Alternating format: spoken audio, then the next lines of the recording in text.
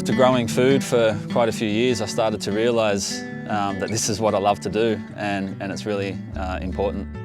Ever since then, I just started to really just focus on that. That's all I wanted to do. My name is Justin Hartley, and I started Duckfoot Farm in July 2020. I don't have millions of dollars to afford land and infrastructure and machinery, so fortunately I've met some people who are generous and open to sharing their land and giving me the opportunity to grow food for the local community. So Duckfoot Farm started in Moss Vale with Ian and Sandra. They knew that I was after some land to grow veggies on, and they didn't hesitate. I didn't even have to ask them. They just donated the land. They asked me which block of land I want on this property. They're pretty keen environmentalists, and they've had this land for a long time and wanted to see it being used. So they gave me the opportunity here. I'm using just under half an acre. I sort of went out on a limb, but it made sense, so I took the chance. And it took about 8 months, and I didn't have any money. I had about $10,000 in the bank account, and I spent it all on compost. And I had a wheelbarrow. And that's pretty much it. Scavenged the cardboard from Harvey Norman in their bins, become quite well known around there.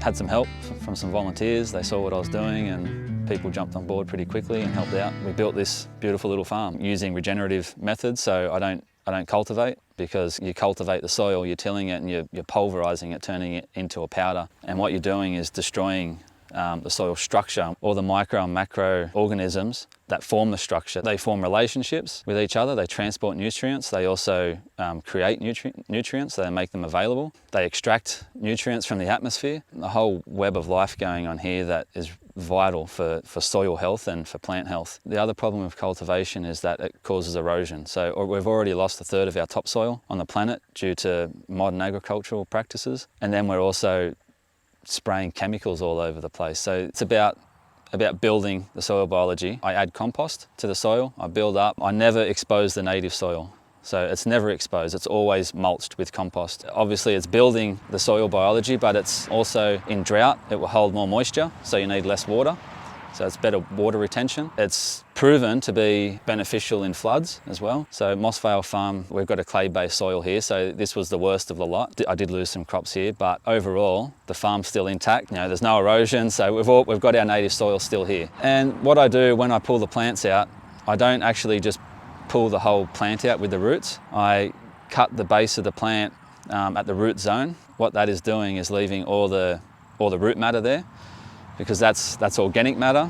It's irrigation filtration system, so the water runs down those roots and gets water down into the subsoil.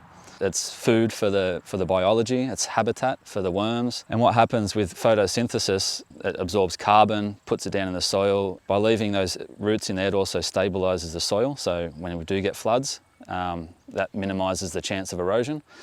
So there's just so many benefits to this no-till farming method. At the beginning, I didn't really know what I was doing. I had the idea in mind thanks to Charles Dowding, who's a UK market gardener. I really loved his methods. I was really taking on a risk. I wanted to scale it up, but also I'd never practiced this method before. It's been a bit of a roller coaster. Sometimes I felt like it's not quite working out, you know, it gets flooded and, you know, I'm tired all the time. I've still got to, you know, my weekend, I've got to get up and find some motivation to keep going. But then once I started to get an income and some opportunities come on other lands and I borrowed some money, that's when we started to get a bobcat instead of a wheelbarrow. So yeah, we started to change the methods of building the farms. So the next plot was Peter and Roberta in Exeter. They bought 20 acres and have never owned land before.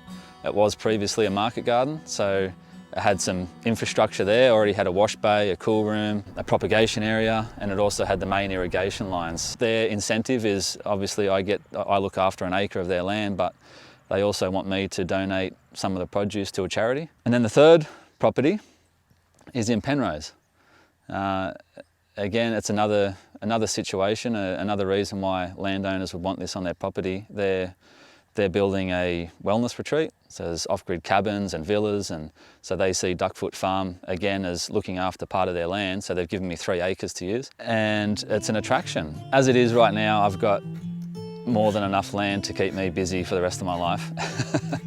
I've already started internships. Sam Hansen come through, taught him everything I could in 3 months. It's not very long, but yeah, and then we found him some land. My name is Sam Hansen. I'm the owner-operator of Maple Tree Farm. I spent 3 months here with Justin doing the training and doing the internship with him, and because of that I have my farm today. So I would absolutely recommend doing this type of training and basically learning the style of farming, because I truly believe this method of farming is going to be the future. It's going to take off like crazy. I reckon a lot of people are understanding that, and they're more than happy to support us. So I do veg box deliveries, local veg box deliveries. Anyone in the Southern Highlands can jump on my website and order veg boxes. So I do a monthly subscription, and then every Tuesday, Nick, my driver, he drops off everyone's veggies on a Tuesday. I also sell to local restaurants. The What If Society, they've been a huge support for me ever since I began. We basically started our businesses at the same time, and every single week they always buy my produce, they love it. They recommend it to everybody, so they've been huge for me. And then there's the Sydney restaurants. So I've got lots of Sydney restaurants jumping on board. Huge motivation for me, and I'm honoured to have my food in there. So there's lots of reasons why people would want to buy this kind of produce. It's grown chemical free, so there's no chemicals at all. There's very low input, so I don't use fertilisers, petroleum-based fertilisers, anything like that. Nutrient density in the food that we're eating. What we see around here, diversity with the plants, it's really important, plants and the fauna and flora.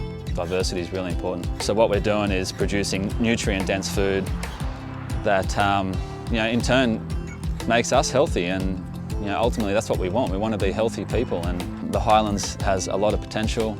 We could grow most of our own food right here, and small-scale farmers like me have the ability to do that. So buying local supports me to keep growing. It's also going to build the local economy. We'll provide agro-tourism. It's going to be an attraction for people from Sydney and Canberra and the Illawarra to come up here and see what the Highlands has to offer. So it's really about health and local business.